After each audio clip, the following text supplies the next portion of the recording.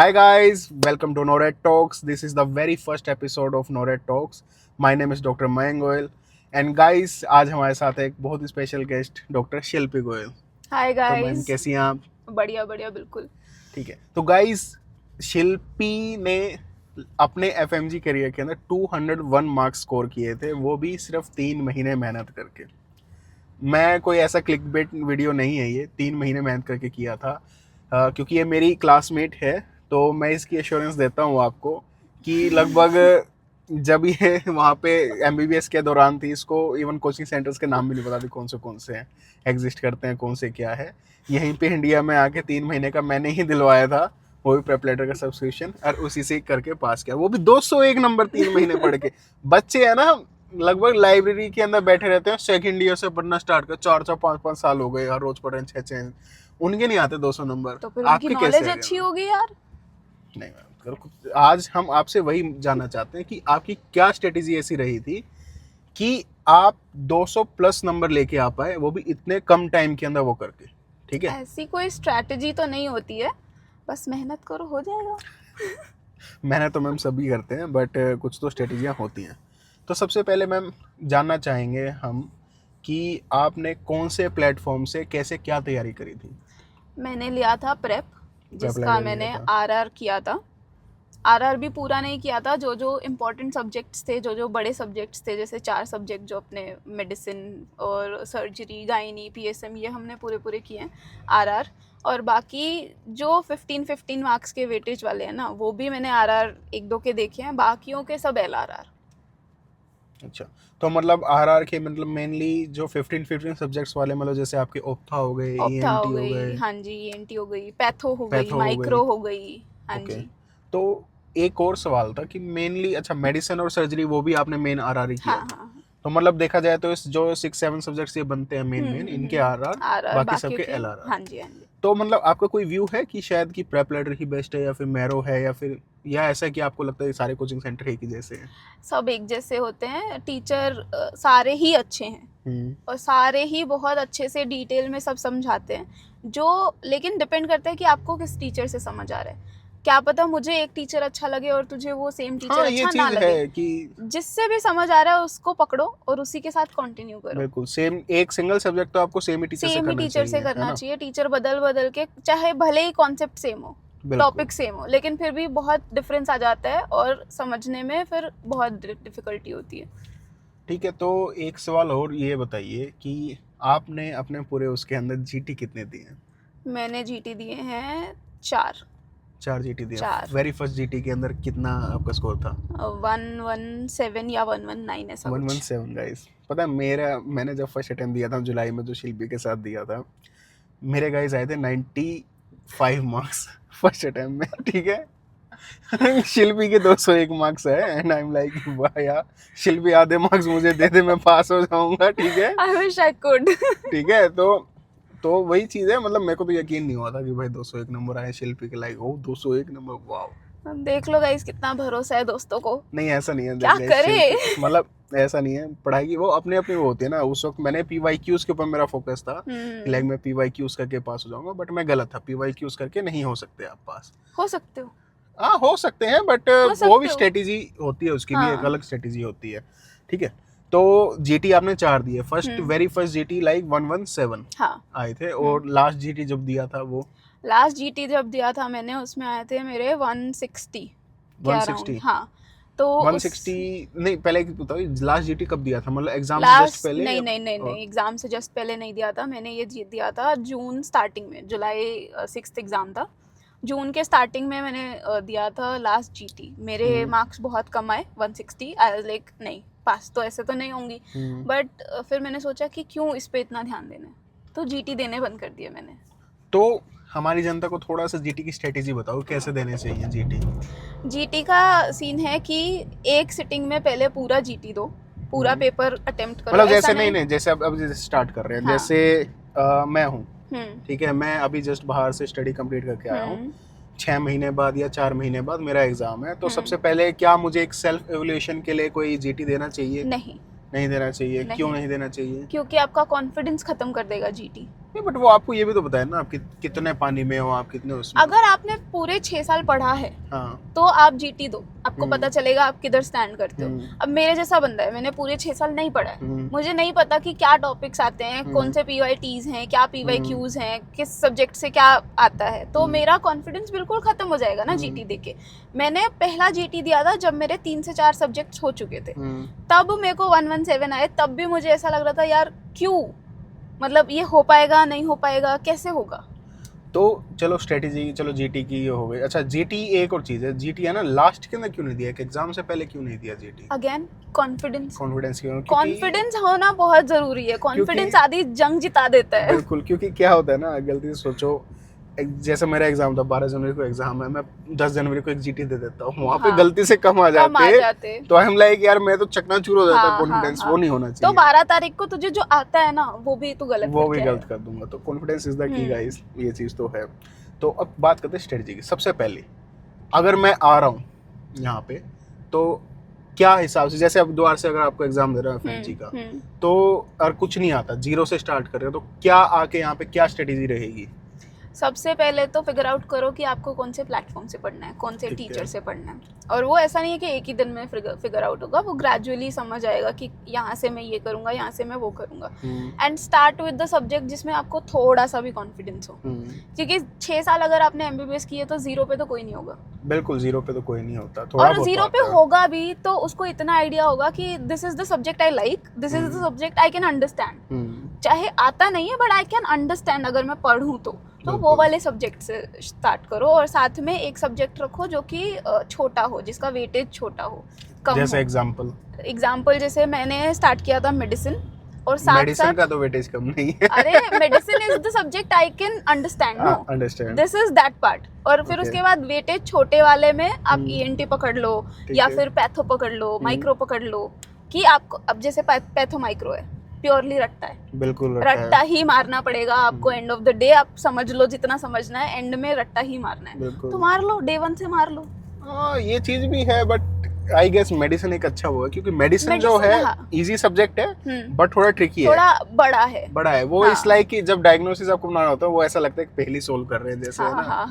आपके पास ऑप्शंस ही इतने होते हैं। मेडिसिन के लिए शायद मेरे ख्याल से थोड़ा बेसिक्स आना चाहिए, तब जाके आप मेडिसिन पे स्विच कर सकते हो, ठीक है। तो स्ट्रेटेजी तो यही ऐसे मेनली ये है। अच्छा उसके बाद जैसे अगर हम बात करें, जैसे 3 महीने थे, अप्रैल मई जून, जुलाई में तो पेपर था, जुलाई को छोड़ो, तो अप्रैल में क्या क्या पढ़ा?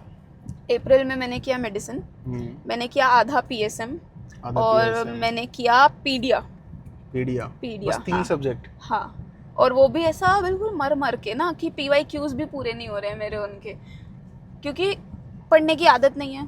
एकदम से पढ़ने बैठी हूँ, दिन में सिटिंग ही नहीं बन रही है, दिन में 3 घंटा 4 घंटा भी इतना ऐसा मुश्किल हो रहा है पढ़ना कि यार कैसे तो पढ़ूँ मैं, कैसे नहीं, क्योंकि कंसंट्रेट ही नहीं कर पा रही हूँ मैं। ये चीज़ तो है, शुरू में तो बड़ी दिक्कत होती है।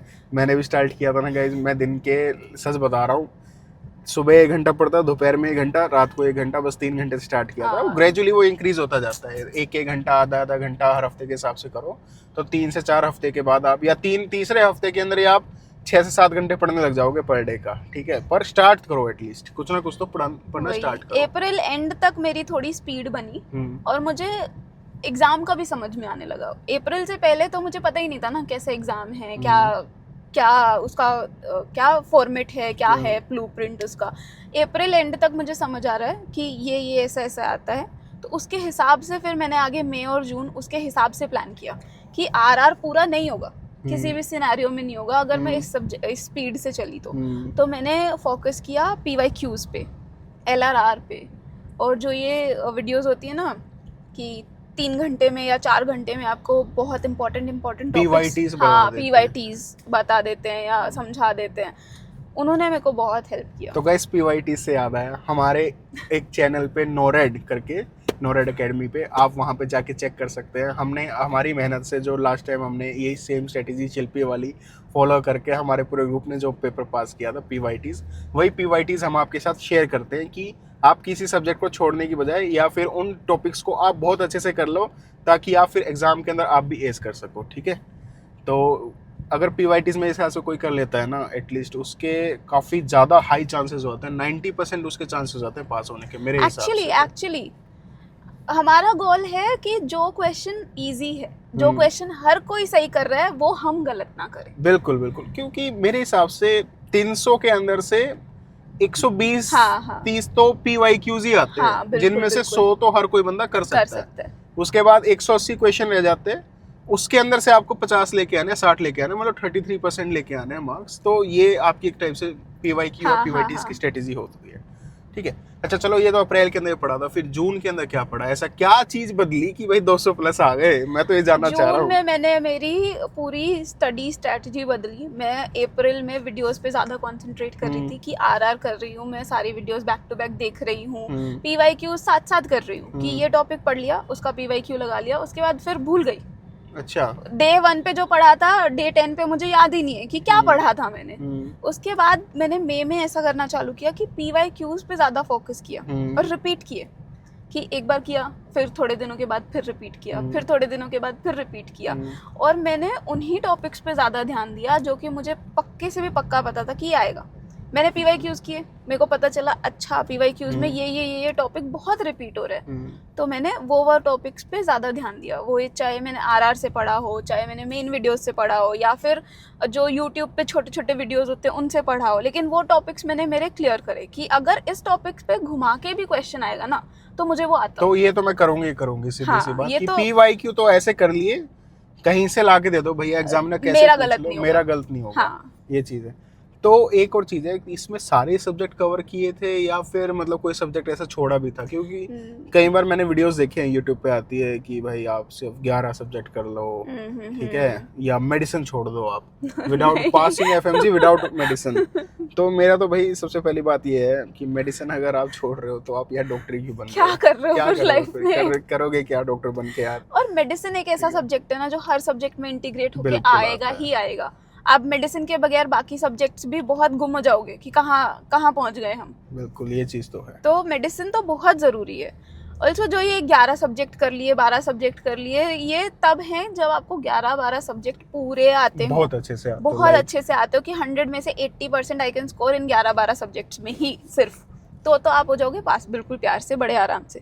लेकिन अगर आप 11 सब्जेक्ट्स भी ऐसे हैं कि 50-60% ही आ रहे हैं आपको 11 सब्जेक्ट्स में भी, तो क्या फ़ायदा उन 11 सब्जेक्ट्स? फिर तो वही बात है ना, फिर तो आप एक बार पूरा तो कर ही हाँ, लो, पूरा फिर तो आपका कर ही लो। चांस हो जाएगा कि 50-60% से आप अपना पूरा तो स्कोर रखोगे। एक तो आपको 11 के 50-60% आ रहे हैं, एक आपको 19 के 50-60% वो आ रहे फर्क है हैं, फिर तो अब उसके अंदर। 19 ही आते हैं ना अपने पेपर में, तो बिल्कुल। 19 के 50% ही तो लाने हैं और अपने को। नहीं तो लाने तो 170-180 का गोल रखोगे तो हाँ। 150 तो आ ही जाएंगे guys। एक्चुअली ठीक है, तो अब बात करते हैं क्वेश्चन बैंक की। तो क्वेश्चन बैंक का बताओ, क्वेश्चन बैंक कौन सा क्या किया? प्रेप लेटर का आपने मेन क्वेश्चन बैंक किया, या फिर उसका भी PYQs किया, या फिर क्या किया मतलब? और कितने क्वेश्चन दिन के लगाते थे शाम को? वो थोड़ा एक ट्रिकी क्वेश्चन है, क्यों ट्रिकी क्वेश्चन है बताओ? क्योंकि मैंने बहुत अजीब सा कुछ किया है। जो टॉपिक मेरे को आता है उनके मैंने मेन क्वेश्चन बैंक भी सॉल्व किए, उनके मैंने PYQs भी किए, ताकि मेरा कॉन्फिडेंस बिल्ड हो। और जो टॉपिक मुझे नहीं आता है उसके मैंने सिर्फ PYQs किए। अच्छा चलो देख लेते हैं, जैसे अब चलो करते हैं, जैसे सबसे पहले मेडिसिन स्टार्ट किया था, ठीक है। चलो सबसे पहले तो पहले बताओ फेवरेट सब्जेक्ट कौन सा है 19 में? मेरा फेवरेट सब्जेक्ट मेडिसिन लगा लो, पैथो लगा लो, कुछ भी लगा लो। लीस्ट फेवरेट कौन सा है? Least favourite is anatomy and pharmacology. अच्छा, तो एनाटॉमी का तो मेरे ख्याल से नहीं लगाया होगा मेन के ऊपर। मैंने एनाटॉमी के सिर्फ PYQs किए हैं, दैट टू FMG सॉल्यूशन में से, मैंने क्वेश्चन बैंक में से भी नहीं किए। अच्छा, और मेडिसिन की तो मेरे ख्याल से ऑफ कोर्स हर कोई बंदा लगाता है। हाँ। मेन क्वेश्चन बैंक हाँ। है ना? और ऐसा नहीं है कि मेन भी मैंने पूरा लगाया है, कुछ टॉपिक्स पूरा लगाने का तो टाइम ही नहीं था, लेकिन जो टॉपिक्स आ रहे हैं रिपीट हो रहे हैं उनका मेन लगाना is a very nice choice. हाँ, तो अच्छा कितने क्वेश्चन बैंक दिन के, कितने क्वेश्चंस दिन के MCQ? स्टार्ट किया था मैंने कि दिन में हो जाए 50 के करीब। अच्छा। जो कि स्टार्ट में तो वो भी नहीं होते थे। एंड तक ऐसा आ गया था कि दिन में 200-300 तो कर ही रही हूँ। और एंड के जो 5 दिन थे, 6 जुलाई को पेपर था ना, 5 दिन तो मैंने सिर्फ क्वेश्चन किए और कुछ भी नहीं किया। तो पूरा दिन अगर क्वेश्चन कर रहे हो तो आराम से 500-600 क्वेश्चन हो ही जाते हैं। हाँ, ये चीज़ है, स्टार्ट में थोड़ी धीरे स्टार्ट करो, वो भी ग्रेजुअली ऊपर लेके जाओ, तो ऐसा ही होता है।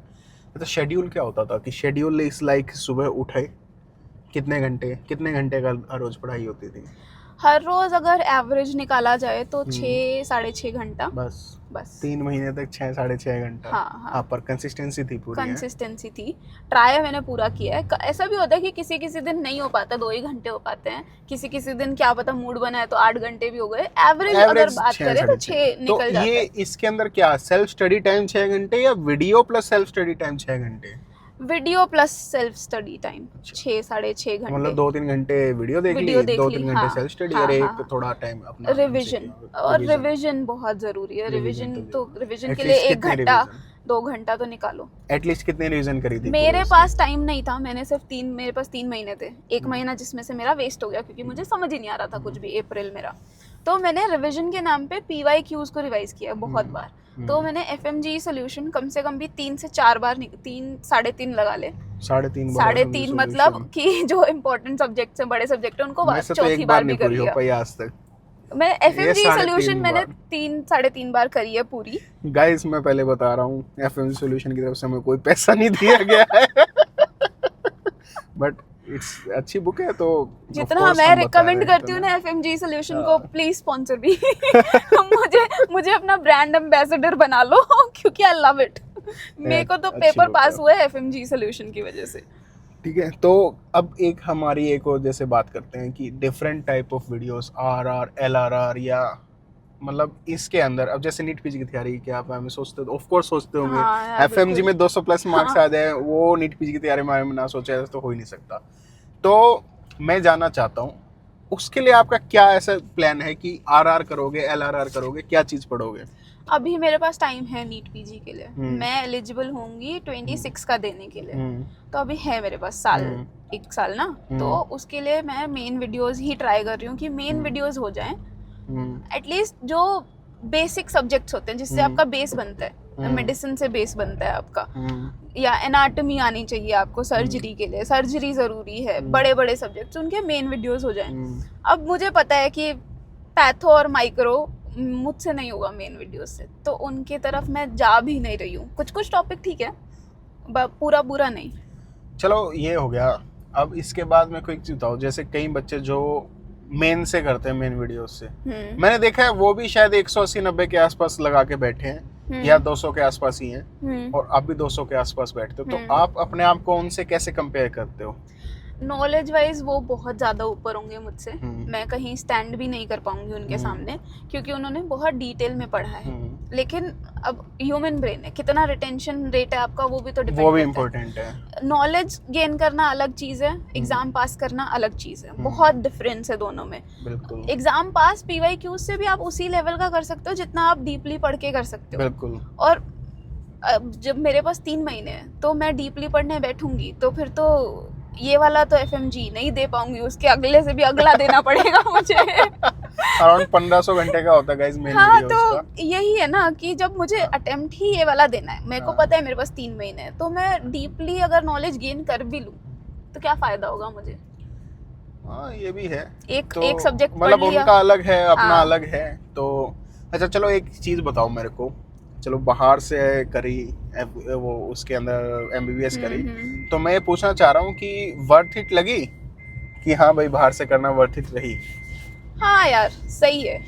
अगर इंडिया में ऑप्शन नहीं है हमारे पास, अगर नहीं हो पा रहा है। कितने मार्क्स थे नीट UG में मेरे थे 498। 49 गाइस 50 नंबर आ जाते ना। 2016 की बात होगी ना, एक ऐसी 17 की बात। उस वक्त गए 550 में सरकारी कॉलेज मिलता था इंडिया के अंदर, है ना? बस गाइस मैं बता रहा हूँ ये लड़की पहले से ही काफी अच्छी रही है हमारी यूनिवर्सिटी के अंदर। मेरे ख्याल से काफी high, one of the most intelligent लड़की रही है, टॉपर रही है। प्लीज प्लीज प्लीज ठीक है, ये रियलिटी है। तो वहां से बेसिक ठीक था, यहाँ पे भी आके रहा बेसिक्स ठीक। तो मेन जो गेम होती है गाइस वो बेसिक्स की होती है। बेसिक्स जिसकी पकड़ हो जाती है ना, वो तो फिर कहीं नहीं हार मानता, है ना? ये है थोड़ा ना, एग्जाम पैटर्न को स्टडी करना ज्यादा इम्पोर्टेंट रहता है। ये बात भी है कि कैसा एग्जाम आना है वो समझना ज्यादा इम्पोर्टेंट है एग्जाम पास करने के लिए। नॉलेज गेन करने के लिए तो आपको घुसना ही पड़ेगा। तो मैम अभी आपकी इंटर्नशिप चल रही है, तो इंटर्नशिप में मजा आ रहा है या नहीं आ रहा है? अरे बहुत मजा आ रहा है। कितनी छुट्टियां देते हैं आपको? हमको साल भर में 15 छुट्टी ले सकती हूँ साल मैं। भर में 15 छुट्टी पूरे साल guys। में 15 छुट्टी ले सकती हूँ, जिसमें भी मेरी सिक लीव, सीएल और क्या personal leave, private leave, whatever kind of leaves सब 15 में इंक्लूडेड है। अच्छा चलो, अगर कोई जैसे अगर कोई नीट यूजी का बच्चा इसको देख रहा है, ठीक है, उसके गलती से कम आ जाते हैं, तो हाँ। उसको बीडीएस या बीएमएस, मेरे को याद है क्योंकि आपने बीएमएस के अंदर एडमिशन ले लिया हाँ, था ना हाँ, इंडिया हाँ, के अंदर, हाँ। फिर उसको छोड़ के एमबीबीएस बाहर हाँ, करने गए थे, हाँ। तो आप उसको क्या रिकमेंड करोगे कि बीएडीएस बीएमएस करनी चाहिए यहाँ से, या फिर भैया बाहर जाके वो करना चाहिए? देखो सबका अपना अपना होता है। मैं ऐसे नहीं बोलूंगी कि बीएमएस करने वाले सक्सेसफुल नहीं हुए हैं या उनको नॉलेज नहीं हुई है या फिर उनके पास कोई आ ही नहीं रहा है, वो भी अच्छे खासे सक्सेसफुल हैं। एमबीबीएस वाले भी अच्छे खासे सक्सेसफुल हैं, लेकिन आपके ऊपर डिपेंड करता है। मेरे को बीएमएस में मैंने एडमिशन ले लिया, फिर भी मुझे एक वो वॉइड था ना कि नहीं यार मुझे तो एमबीबीएस करनी है, मुझे तो एमबीबीएस ही करनी है। बचपन से जब भी सोचते हैं डॉक्टर बनने का, क्या सोचते हैं? एमबीबीएस ही सोचते हैं ना, बीएमएस नहीं सोचते हैं। अगर वो आपका है कि हाँ आयुर्वेद करना है तो करो, वरना एमबीबीएस जिसको करना है तो बाहर जाना is a very nice option. देखो 5 years डाउन द लेन कोई नहीं पूछ रहा कि आपने एमबीबीएस कहाँ से करी है, एमबीबीएस कितने सालों में करी है, एफएमजी कितने अटेम्प्ट में किया है, नीट पीजी कितने अटेम्प्ट्स में किया है, कोई नहीं पूछ रहा है। आप एक बार अगर प्रैक्टिस करने लगोगे तो लोग देखेंगे आपका एक्सपीरियंस, आपकी नॉलेज, तो वो मैटर नहीं करता है कि कहाँ से आपने एमबीबीएस किया। बाकी एक चीज भी तो है ना कि भाई आप जब एफएमजी जाते हो तो आप कर तो नीट पीजी वाला सिलेबस ही रहे हो ना, हाँ, एफएमजी के अंदर बस थोड़ा सा मेरे ख्याल से एक लेवल नीचे होता है, हल्का सा, या शायद आजकल तो मेरे ख्याल से लेवल सेम हो गया, आजकल सेम लेवल पे बस नेगेटिव मार्किंग नहीं है, बस एक ये पॉइंट है अपने पास कि नेगेटिव मार्किंग नहीं है, ये लेवल एक थोड़ा डाउन कर देता है उसका एफएमजी वाले स्टूडेंट्स गाइस मैंने देखा है जो एफएमजी निकाल लेते हैं अच्छे मार्क्स से, एफएमजी मेहनत करके कर लेते हैं, मेरी तरह जिनके तुक्के नहीं लगे होते। अरे इसने बहुत मेहनत करी है, बहुत। मेरी तरह जिसके तुक्के नहीं लगे होते तो वो बंदे नीट पीजी में भी काफी अच्छा स्कोर कर लेते हैं, निकाल जाते हैं सीटें, ठीक है। कंटिन्यूअस मेहनत करो, कोई कहीं नहीं रोक रहा है। एफएमजी का मतलब ये नहीं है कि एफएमजीज हैं तो इनके पास नॉलेज नहीं है या इनको मेहनत नहीं करनी आती या कुछ भी, ऐसा कुछ नहीं है। अच्छा तो एक चीज बताओ, अब एक लास्ट क्वेश्चन मैं पूछता हूँ कि जो इतनी मेहनत करी, मेरे ख्याल से 2014 में 10th कब पास की? 2014 हाँ 14 के बाद पढ़ना स्टार्ट किया था, हाँ। आज 2025 है, 11 साल। ओह माय गॉड 11 साल हो गए पढ़ाई करते करते। क्या वर्थ इट है? क्या कोई आपका रिश्तेदार अगर पूछे कि रिश्तेदार का बच्चा कि दीदी मैं एमबीबीएस कर लूं, हाँ, तो उसको क्या कहना चाहोगे आप? उसके लिए क्या मैसेज रहेगा? मैं बोलूंगी कि अगर आपको अपनी पर्सनल लाइफ से प्यार नहीं है पर्सनल सोशल लाइफ से पर्सनल लाइफ से आपको अगर फ्री टाइम अच्छा नहीं लगता है लाइफ में, अगर आपको शांति से बैठना अच्छा नहीं लगता है लाइफ में, तो आप प्लीज आए एमबीबीएस का मजा उठाएं। गाइस रियलिटी यही है, क्योंकि हमारे काफी दोस्त हैं जो मेरे ख्याल से ये इंजीनियरिंग वाले या और किसी फील्ड में चले गए थे, या इवन बिजनेस वाले भी, वो हमसे ज्यादा कमा रहे हैं। कब से कमा रहे हैं और हम शायद 25-26 के होके बैठ गए, हमारे पास तो कुछ नहीं, हम अभी भी घर से और अभी भी कितने सालों तक पता नहीं कितने सालों तक नहीं, अब थोड़ा थोड़ा तो आउटपुट आना स्टार्ट हो रहा है। नहीं यार देख, अभी पता है इंटर्नशिप के बाद अगर तू कोई जॉब ज्वाइन कर रहा है तो फिर तुमको सैलरी मिल जाएगी, ठीक है, you are earning. But if you are targeting NEET PG तो कितना टाइम रहता है इंटर्नशिप और नीट पीजी के बीच में? 1 महीना, बिल्कुल कुछ भी नहीं होता टाइम। तो फिर से नीट पीजी में घुस जाओगे, फिर वो वही स्टाइपेंड के ऊपर जिंदा रहना। अच्छा खासा स्टाइपेंड मिलता है, सर्वाइवल मनी होती है आजकल के टाइम में, वो सिर्फ सर्वाइवल मनी है। बिल्कुल, उसके अंदर भी आधा टाइम तो आपको घर से ही लेना पड़ेगा। हाँ, नहीं घर से मेरे ख्याल तो नहीं लेना पड़ेगा। हाँ शायद नीट पीजी में नहीं, नीट पीजी में तो नहीं लेना पड़ेगा। इस वाली इंटर्नशिप में, इस वाले इंटर्नशिप में तो क्या मिल रहा है? कुछ भी नहीं मिल रहा है। तो वही है, ठीक है गाइस, आई होप आपको ये पॉडकास्ट अच्छा लगा हो। बाकी आप कोई भी आपका कोई क्वेश्चन हो तो आप नीचे कमेंट कर सकते हैं, तो हमारी शिल्पी मैम उसका आंसर ज़रूर करेंगी। अब ये मैम इसलिए बन चुकी हैं because she is also a teacher in our Nored academy, trying to be a teacher. Well सबको कहीं ना कहीं से तो स्टार्ट करना होता है, ठीक है। तो शिल्पी ने भी अब स्टार्ट किया है। शिल्पी की भी आप मेनली पीवाईटीज वीडियोस आप जाके देख सकते हैं नोरेड एकेडमी के चैनल के ऊपर। कोशिश है गाइस कि हम हमारी ही कम्युनिटी को थोड़ा कुछ दे सके, कुछ हेल्प कर सके, बिल्कुल। बस उतना ही। और गाइस कोई मेंटरशिप अगर आपको चाहिए हो तो टेलीग्राम के ऊपर आप हमारे नोरेड के ऊपर वहाँ पे कमेंट छोड़ सकते हैं कि शिल्पी मैम से मेरे को थोड़ा सा कुछ जानना है या पूछना है, तो वहाँ पे of course Shilpi Happy ma'am to help. आपका रिप्लाई देंगे। ठीक है guys, Sure. Bye. I hope ये अच्छा लगा होगा आपको। Bye guys, bye bye. Subscribe कर देना। प्लीज।